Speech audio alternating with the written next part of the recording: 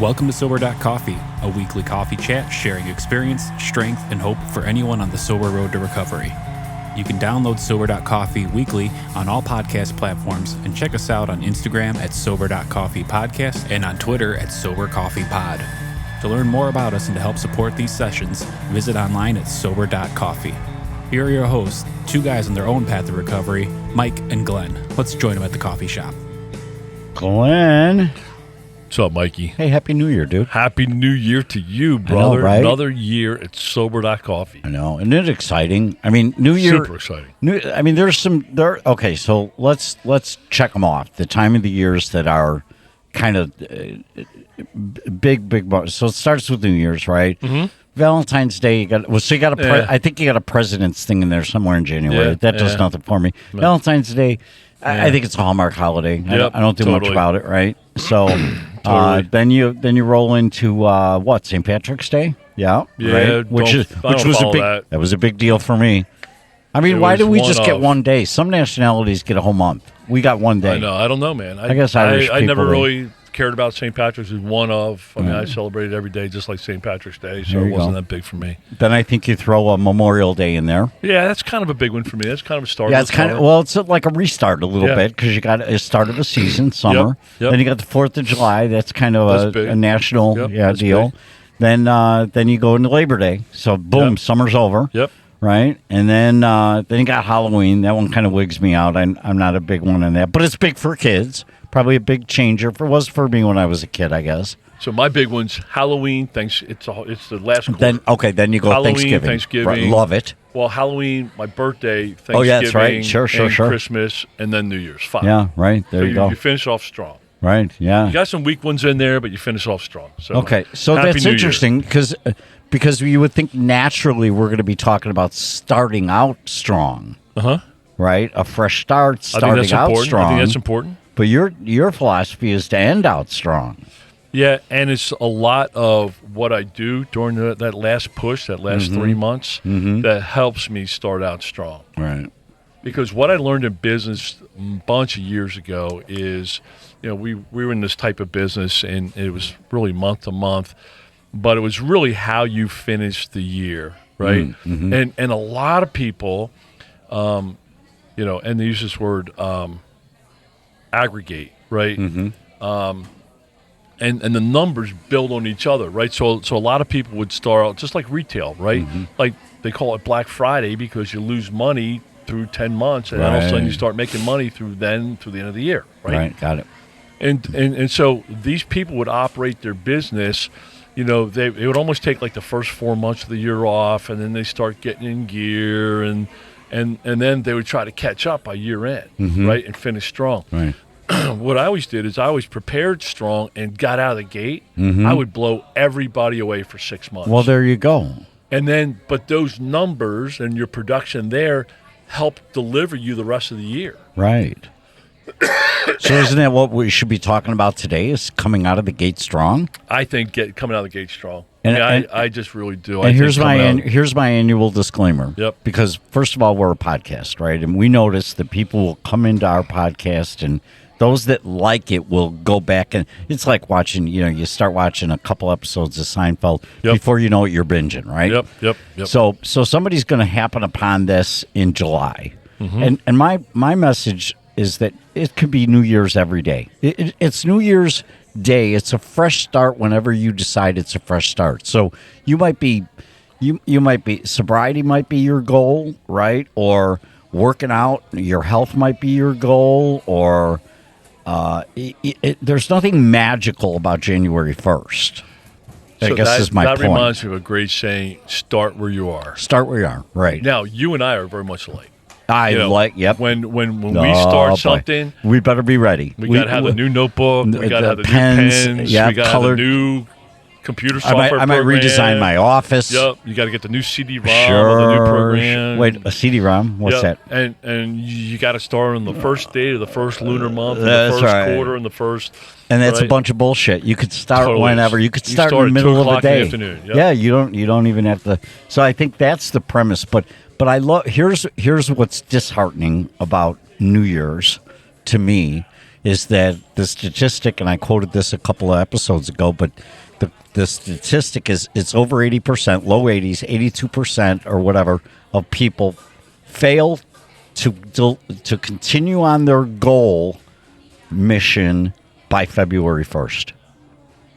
Totally agree with that. In fact, that's probably it's probably a low number. It's probably 90s. Right. It's crazy. I'm going to quit smoking. I'm going to improve my relationship. I'm going to go to the gym. I'm going to lose 10 pounds. I'm going to blah blah blah blah blah. So let's do this. Yeah, talk to me. Let's hold ourselves accountable. All right. And let's think back to this episode last year, right?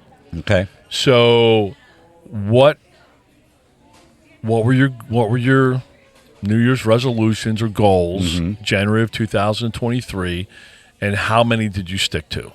All right. Well, first of all, I'm going to answer that question for you. But first of all, bring out the flip chart. I love the fact that the beauty of sobriety is that we don't continue to go back and say, all right, well, compare your goals of 7 years ago. Well, it was to not be drunk every day. Compare your goals of 6 years ago. Well, it was to not be drunk every day. I love the fact that we're beyond comparing ourselves to drunk Mike, drunk Glenn. That's too easy. So compare yourself to sober 2022 to sober 2023. So to answer your question, yes, I'm comfortable that I have continued to continue to work my mission and my goal for 2023. Absolutely. Which was, and I'll just say it out loud for accountability, which was to love my wife more and to make it her best year of our marriage, which has been for 42 years, so that she ended up the year saying, this is the best time. Now, I don't know how to quantify it because I'm not going to ask her the question. I was just going to push on that. I was going to say, okay, that sounds sexy, but how do you quantify that? I can read the book. Okay. I know where I failed throughout the course of the year. Yep. I know where I succeeded, and I've got a pretty good gauge whether my goal has been met. Scale of 1 to 10. Well, not even scale 1 to 10. 7. Was it a win? It was a win. Okay. Yeah. Perfect. Was it everything I needed? No. It wasn't everything I desired. Did I lose 20 pounds? No, but I lost 18. Yep. Or I lost 15. That's a win. That's a win. That's a win. Yeah. How about you? So we laugh about this, and I always start in September looking at my year, the tapestry of my year, and then I look at the year ahead and start to and I remember September last year, I can remember saying, you know what, I can't think of anything new to do. I'm just going to do better at what I'm going to do. Yeah, right. And then all of a sudden, the way God works, the way my life works, in November or December, I had 8 new things on my list. Right, yeah, right. And of those 8 things, I can say, and I can remember you looking at me thinking I'm nuts, right? And everybody that I shared it with, they're like, "You're an overachiever. You're overshooting it. You're going to be disappointed. You're gonna. There's no way you're going to do 8. Just pick one, right? It's impossible to do 8." And at the end of the day, I did not deliver on 4 of them. Okay. One of the 4, I still have a chance to finish strong enough to look at myself in the mirror and say, nice finish. Okay. The other 3, no chance. So I did overbite. I did overcommit. But they weren't important things, right? It was one is I was going to learn how to play a guitar, right? I took 4 guitar lessons. I started getting on it, and what I found with everything else I was doing, which I didn't calculate the time sink of those things, I just didn't have the time. Right. And so I deprioritized it, and I said, you know what, I'll get that in a different season of my life when I have that time. Second thing is, we have a group of guys that we're connected with, and I came up with a program of 1. Right, of where guys picked one thing they were going to fix in their life, and I did a weak job, and then that fell apart very quickly, right? But it fell apart quickly because of my one area I was really struggling with, and I was hiding from, right? The one thing that I was doing. Another thing is write a book. just didn't have the time. It's not my season of life to do it. I thought that was going to be great. I had some ways I was going to do that, and that's on the back shelf. And then lastly is the one that I think I can still finish is that my health and physical program. I think that I need to address that because I'm not going to enjoy the rest of my life unless I really get in tip-top shape, physically, nutritionally, health-wise. Right. And each one of those elements each one of those missions are going to take time. Where did you invest your time looking back in the last year? I mean, at work? So a couple things. One is sobriety. I continue to invest in sobriety. Right. Likewise. Secondly, I just did a lot of great things for sobriety. Probably pulled back in some areas, and I jumped in some areas. I became a board member for Sober Living Community. Love being part of that. Right. Love continuing to work with other alcoholics, participating in meetings and retreats and blah, blah, blah. Right. So sobriety was important. Right. One thing, my business, I got 2 ventures going. That took greater time, energy, focus than I ever thought. And so, finishing strong there. My family, without a doubt, more time commitment. Yes. Serving. I saw that this year in you. I saw more family time than I saw in 22. Yeah, I spent a lot, and I am plugged in other things. I spent time serving my family, which includes, my garage was driving my wife nuts, right? And I spent 6 weekends redoing the garage, right? I look at that as serving, right? So family was very, very important to me this year. I became a grandpa. Just all kinds of great stuff. Right, and that caused for a couple of trips. You could have spent that time learning to play, Who by Numbers, or at the time I didn't really know I was going to be. When I did this list, I didn't know I was going to be a grandpa. Right. So I absorbed life changes. Right. Another thing is, our group of 19 guys at church. That was continued to be a commitment for me, and probably. That I got pulled away from that more than I wanted, but it's still a very strong priority for me. The physical health, maybe not so much, but and I've done some cool activities. I went skiing a couple times. I got a couple ski trips. I went to some good concerts. I was out there and active. I pursued life. And I stuck to my daily routine. And my routine's very important to me, and I stuck with that. And I did my normal September-October tapestry. And the tapestry's messed up, as I live everyday life. Sometimes I don't know, I got 15 plates in the air, I don't know, I'm just trying not to get one to drop, right? And as I look into next year, I really don't have anything to add to the list, as I look at 2024. So you just want to be better at sobriety. I want to deliver on. Right. What I continue to deliver on what, I am committed to. I just don't have the bandwidth to add. Right. I just don't. How about you? Well, I first of all, I love your list, and I see that it was really authentic because I'm so close to you. We check in every day. Yeah. And, sobriety continue to be. I love the way you frame it out. It doesn't look the same to me as it did the first day of sobriety, and I guess that would be my message to anybody. It's going to look different to people. My program might not necessarily be your program. It is the program. Don't get me wrong, but it's the difference. It's still fruit, but it's an apple and it's an orange. There are things that I'm doing in my life today that. Sobriety is still my number one priority in my life because without that, I've got nothing. I've got nothing. I'm left so far behind where I am right now. If I take that first sip, are you okay with who you are today? Absolutely. I couldn't be any better. Are you proud of who you are? Yes, I am. Yep. I love that. I think in a very healthy way. My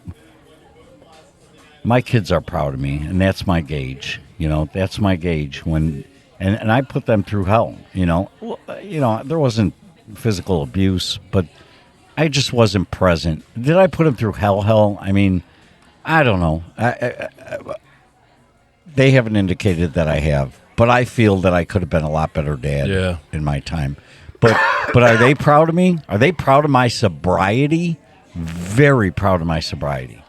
And what they don't understand, Glenn. That's awesome, man. What they don't understand is that it's not that hard for me. It's not that hard for me. It was hard for me at the beginning, but I want everyone to know, especially if they're just starting out on this journey, it doesn't remain hard. Life becomes so much better on this side. And am I good with myself? Absolutely good with myself. Do I have goals and desires for 2024? Positively. So what are they? To grow, to learn more. But how do you measure that? Well, first and foremost, to continue, like you, to continue doing the things I'm doing and do them well. To put the ball in the hole. You said a couple of weeks ago, I like to start things, but then finishing is hard. Anybody can drive the ball. It's funny. Golf is a funny sport, right? You drive the ball 300 yards in 2 shots, and then it takes you 8 to get it in the hole, right? Well, most hit the 300 yards in 1 shot, but wow, it's okay if you take 2. That's okay if you take 2, right? And it's I'm not even counting the mulligan. I'm not judging. And so it's putting the ball in the hole. So I'm going to continue to play my game and put the ball in the hole. I've still got a goal to improve my relationship with my kids, my wife. What can I do to make 2024 the best year they've had? So I love what you said in 23 about Nancy, and I'm very similar spot. I mean, I have come to learn and love my wife beyond anything I could have ever imagined. And the more I love her, the less I think of me. Right. The more and what I have found is, when I become selfish, I can find 15 reasons not to love my wife. But when I get outside of myself and think of my definition of love and love her and serve her and just want to deliver for her, my life is beyond amazing. Right. So how do you? So I'm adopting that. I mean, I want my list I just gave you. I want to grow every one of those areas. Right. What that looks like, I don't know. That might be a cop out sitting here, but my schedule, and I just can't fit anything else in. Well, you know what the thing is? We find time when it's important. We find time. I don't necessarily want to water my lawn, but when my lawn gets dehydrated and starts browning, I find the time to do it. I might not do it the first day of the drought, but I'll find the time to do it on the 4th, 5th day of the drought. Right? So what and we have talked about this many times, is when you're living your purpose, it's like a superpower. It is. And for some reason, things just work out, and it's so obvious at times. For example, I mean, I was sick I was sick during the holidays, and we had done a big roast, right? And I came into the I chefed the roast, and then I went in and laid down, and I came back, and the kitchen was clean. And I just glanced at the kitchen. The kitchen was clean, and then I walked through it. I saw the roasting pan was still on the stove, not clean. And I'm like, that is going to take 40 minutes of scrubbing. Right? And I'm just like, and I'm sick. I don't feel like it. I don't want to do it. But I'm like, what a way for my wife to come down, because she cleaned the whole kitchen because I was sick. I'm like, what a way for her to come down and see that's clean, because I know what she's thinking. She doesn't want to clean it. Right. And so I literally, and I have cleaned roast pans my whole life, right? I know how long it takes. I know how aggravating it takes. I just know, right? And nothing was done to it. I mean, it was like the thing was taken out and left. Yeah. Right? It was nasty. Yeah. And so I know, I have experience, and yet when I went over there, I mean, this is to me, it's a mini miracle. When I went over there, I grabbed it, I put it in the sink, and I emptied it out, and literally in under 5 minutes, the thing was done, sparkling clean, and it was like everything came off with zero effort. And it was so effortless. It was so obvious, right? And again, just a God shot, just a whatever shot, saying, man, I took care of you. You wanted to step up and do the right thing. You weren't feeling it. You wanted to do it anyhow, and I took care of you. Yeah. I mean, it's just how the universe works. Well, when you're living your purpose, man. Right. How often does that happen that we think in our brain it's going to take 40 minutes and it takes 5, or we think it's going to be painful and it's not? But I want to back up and say something. We are both very fortunate to have women in our lives that are standing by us. I want to just kind of talk to the fact that it can be anybody in your life. Right? It could be a woman, the man in your life if you're a woman or whatever. It could be a stranger on the street. I think the thing is, it's the approach of selflessness that gives you the reward that is for yourself, right? If that makes sense. Yeah, and I just think, we both are loved by our spouses, right? Or tolerated. One of the. No, I think maybe tolerated before, but I think today we're both. I think you and I both deliver a nice product. We're both. I mean, I look at what I do for my for my wife. I mean, one is I'm the right kind of guy, right? I'm not out there oogling other women. I'm not out there, right, trying to do all the bad stuff that's out there. I'm not following all the bad stuff. I'm very aware, right? I don't have women's phone numbers in my phone, right? When people reach out, I know what they're reaching out for, and I block them, right? I mean, it's just I'm just a better guy today. And maybe because I made so many prior mistakes, but I wake up in the morning and I want to be the best guy for her that I can be, and I think there's a reward for that. Right. Whether it's I try to be the best employee I can be, the best dad I can there be. You go. That's right. There you go. The best friend I can be, or the best guy on the street, right? That somebody runs into. But when I'm not, that's okay because I know I gave it my best. Right. Right, and there's a lot of value in that. There is a lot of value in it. Well, you know what it creates for me is an environment where when I put my head down on the pillow at night, I'm usually exhausted, right? Because life takes effort. I mean, unless you're a slouch, it takes effort, and a slouch isn't part of my goal list. I don't want to be. No, I don't aspire to be a slouch. I mean, I try to be an example. I mean, I don't think my daughter, 17, who lives at home, I don't think she sees anybody that works harder than me. I want to be the example for her. Right. And this is how you get stuff done in life. You grind, whether I feel like it or not. I don't sit in the couch all day and play video games. I don't watch football all day. I am actively trying to be productive and get better and to make our lives better, make our world better, make the house better, regardless, right? And so I'm trying to be the example. So I'm disappointing you, man. I didn't come up with 8 this year. I know, but I actually didn't come up with any. Well, I like that. What for goals for this year? Yeah, for 2024. It is what it is. It is what it is. But you did carve out a little room for improved relationship. Yep. And if it's important to you, you'll find the time.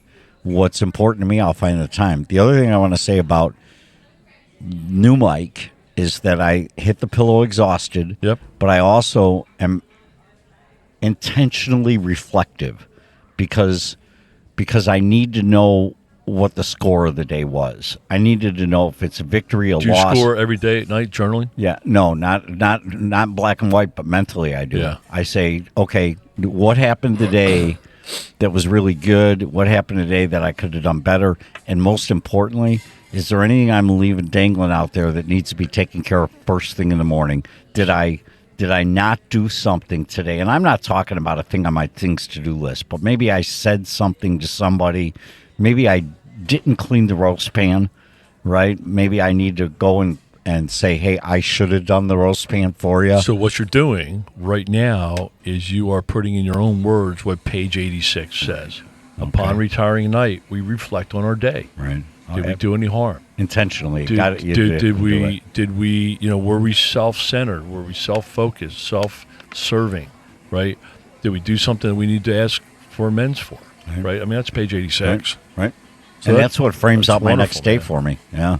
That's wonderful. So I'm I'm disappointed, man. I don't have anything to really give you. But well, let me ask you a question. Yeah. Let's talk about playing guitar. Yep. I mean, it's somewhat important to you. Find somewhat a couple of minutes of time. Poke around. So what I have done, because I believe in that, but what I have done is when I have an hour, I find a way to serve somebody. Okay. So you've replaced, because serving somebody is more important than self-serving your desire to play the guitar. Right. Like today, I'm going to have an extra hour today. Giddy up. And instead of going to play guitar, I'm going to fix the drip in my daughter's bathtub. I mean, that's just what I do. I love that. It's just what I do. I love that. And you know what? I'll have time in my life to play the guitar. That bathtub drip is more important to me today. Okay. Lastly, as we wrap up, what do you tell the guy, it's the flip of the year, tell the guy, the gal who's been struggling with alcoholism, and what do you tell them about their possibility to make this a year goal that life could change for them? What do you tell them? So I would say the only thing I can say is what I did, is I surrendered. And I was sick and tired of that, sick and tired. I was sick and tired of waking up that every single morning just wanting a hope for a solution for that day and screwing it up again. And I finally surrendered. I raised my hand to my counselor, to the AA program, and I said, I will do anything you tell me to do. And that is where the miracle started. I had no idea that day that the miracle was happening. But for a period of time, the program of Alcoholics Anonymous, and doing it the way the program says, the way my sponsor directed me, right? Not my ego said, oh, I don't want to do that part of it. I don't want to do that part of it. I just said, yes, I will do it. And I did everything I was told to do for a period of time, 12, 18 months. Hey, there was pain. There was discomfort. There was emotional pain. I didn't want to do it. I didn't have any tools. But I just stayed sober for 18 months. It gave me a program so I wouldn't have to take the next drink. And then, somewhere along the way, learning and working those steps, I learned to live a new way that is delivering a life that is beyond anything that my own ego or self-desires could have ever crafted before. And now I'm just on the path, and I just let it continue to unfold. Continual daily surrender. I don't drink, and I've learned a new way to live that is the most self-satisfying thing I could ever imagine. Beautiful. Period. Mic drop. Okay. Get it? Mic drop. Question for you. Question for you. Did you say something? Did you talk to your wife? Did you pick up the phone? Let's back it up. You had to take the first step. What physically was it? Did you pick up a phone? Did you get out of your bed and go knock on a counselor's door? Tell me the first step. I'll tell you mine in a second. Tell me what your first step was, because a journey begins with one step in the right direction. What was physically the first thing you did? Yeah, so for me, I got to step back a little bit and tell you about a couple of days before this, but I relapsed going out to a work conference. I had a 7-day work conference out in Palm Springs. The first 3 days, I relapsed on the way out there. I didn't have a program, and I got suckered at the airport. I allowed myself to be suckered at the airport, and I drank. And I relapsed out there, and I had a bottle of vodka in my backpack, so I drank for 3 days. This last 4 days of the conference, I was in a total blackout. I have zero memory of what happened for 4 days. So you didn't surrender those 4 days? Nope. And then I went to a hospital in Palm Springs. I went to 6 hospitals over 7 days across the country. I couldn't stop drinking. I would get out of a hospital. The first place I would go would be a liquor store. I just couldn't stop on my own. And then I landed up in an 8-day detox, very painful detox, that I was able to at least get a clear mind. And then went into a 4-month program. I didn't know it was going to be a 4-month program at that time, but I was sitting on my counselor's floor on a Friday afternoon, and I was just sick of my own bullshit. I was sick of me. I was sick of me trying to figure this out and quote unquote, I've got this. I was sick of all the ego because I had enough proof at that point in time, Glenn, you are nothing. Okay. And I looked at my counselor and I literally said, I will do anything you tell me to do. And I meant it then. And 9 years later, I still mean it here today. So you didn't have that thought outside his office door. It was the moment in time. The moment you were there. I was done. So I had no thought in my mind on October 13th, 2018. I had no plan that day was going to be any different. It wasn't a more painful day the day before. It was just the same high level of pain. And I said out loud, so you said to your counselor, I will do whatever it takes to not drink again. I looked right at him sitting. I couldn't even sit in a chair. I was so hurt. I said, I will do. And I had hope. I was like, you know what, Glenn? You're done with your shit. Mm-hmm. You better start listening, because I literally knew, and people say this all the time, I literally knew my next steps were death.